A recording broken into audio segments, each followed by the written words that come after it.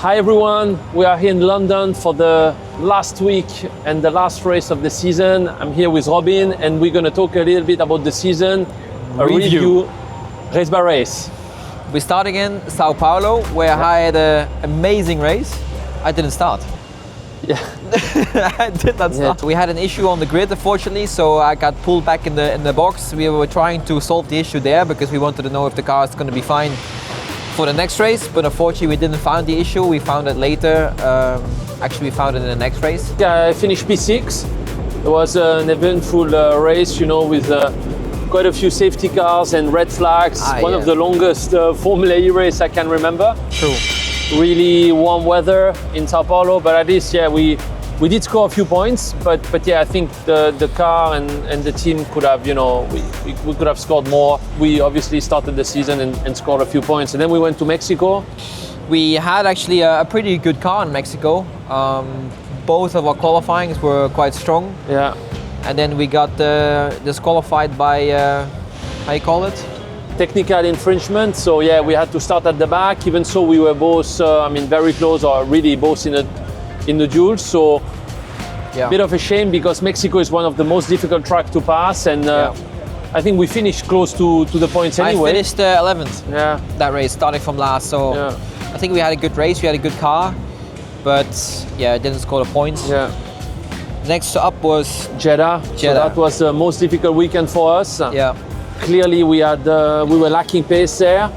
So we tried lots of things on the car, but we were slow. And then we had a big break in between Jeddah and Miami, and we did a test in Spain. Found some good things, and I feel like obviously Miami was a bit of a turning point for us. A bit, yeah. Miami were quite strong. You did the fastest lap in qualifying. Yeah. In the groups. Yeah. I qualified for P5. Yeah. Did a good race. I crossed the line P2 or P3, but then got a penalty at the end because I was still on attack mode because there was a red flag, etc. Yeah, I was unlucky again in that case. Had a contact and unfortunately, consumed my attack mode under safety car, so I couldn't really fight at the end. But let's say I feel like that's the race where we unlocked quite a lot of pace, especially in qualifying. You had a great lap, but we showed that we had improved a lot the car, in my opinion. True. And clearly after, it's a bit where our season properly started. Yeah, we also had this year for the first time the Evo session in Miami. It was obviously a great event, and we were with Tom Felton. There's very few pinch me moments in life where you go, how did I end up here? And this is one of them. It was great to have him in the car, to be able to teach him a bit, and then see all those celebrities and influencers driving our car, with full power. But they all have done a great job, and I think it was a great event, and looking forward to the next one. There we had also a decent car. You won, obviously, in the wet. Watch this, watch Buemi. He's got 1 minute to try and get ahead of Nick de Vriesier for potentially the win. Is it a bit too late, or can he get it done here on the start finish? Yes, he can. The Swiss driver wins on the streets of Monaco. Buemi takes the checkered flag in commanding style. But clearly we had pace, and we were at least able to translate it, win the race. That was obviously a big achievement for us. Today everything just clicked together, so I'm so happy. I'm actually speechless because it's been a long time. It's a long time since we had won a race, so True. That was good. We then went to Tokyo, if I remember well. That's when the wet championship started, really. Yes. Because we had horizontal rain. Yeah. But a lot of rain. Finished P4 in race 1. Yeah. And unlucky because obviously the pit stop of Stoff, I think we should have got the podium really there. And then P9 on race 2, you had to take a penalty, start at the back and finish just close to the point. So I think we had good pace again there. In the dry, not so. In the wet, we were quite strong. Yeah. But starting on the back is always difficult. So for me, it was a difficult weekend because also we didn't do qualifying. We took the results from FP2. Ah, yes. And I didn't do a lap in FP2 because of Fulker's yellow again.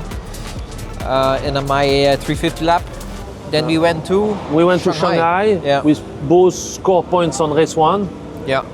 That and was then, dry, no? Yeah, it was dry. And then race 2, you I think finished P8. Yeah. Race 2 was wet again. Yeah. So there, I think we could have maximized and got more points, but at least scored in both races.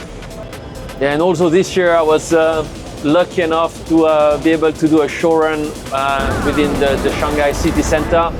Obviously, Shanghai and China, it's our home race. And you know, as Envision Racing, we were really proud to be driving there, to end up doing a little donuts, you know, in the city center, having some great footage of a Formula E car driving around the city. And yeah, I was lucky to be the driver doing it. Obviously, a very dusty track, very hot weather there. You missed most of FP1 because of that technical issue. Yeah, suspension failure in FP1 for me, lap 1. And then wet FP2. Yeah, wet FP2, and then obviously dry from there on. Yeah. I qualified in the Joules, I think P7. Finished P3 on the road, got a penalty. We asked for a right of review, won the right of review, got P3 again, so that was the second podium of the year and some good points. And then we went to Berlin, yeah. Another decent qualifying for my side. The first race started wet and was drying out. And unlucky safety car again in my attack mode, which didn't have an attack mode level at the end and basically got short back out of the points in the first race.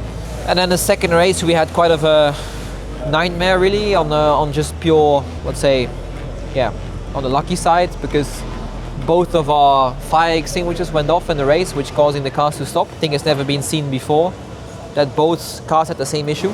So both cars scored 0 points obviously. And now we are here. And now we are in London, and hopefully we'll have a good, strong weekend. It's a track we've been quite competitive in the past, so hopefully we can close the season on a high. Lights coming on then, 5 of them now. Who will revel in the XL as the lights go out and we go racing? So De Vries is already onto the final spot of the podium in third. And very happy with that. You know, it's good for the team championship. Sebastian Buemi is 19th on the grid to third. Somehow the car, the strategy, you came alive today. Great drive from P19 to P3. Great strategy from the team. Very nice, because yesterday was a difficult day where we've done lots of mistakes, but today we did everything right. And congratulations to the team. They guided me well. We did a good job together, and we finished on the podium. So it's a great way to end the championship. We managed to overtake Maserati and Kia in the championship as well.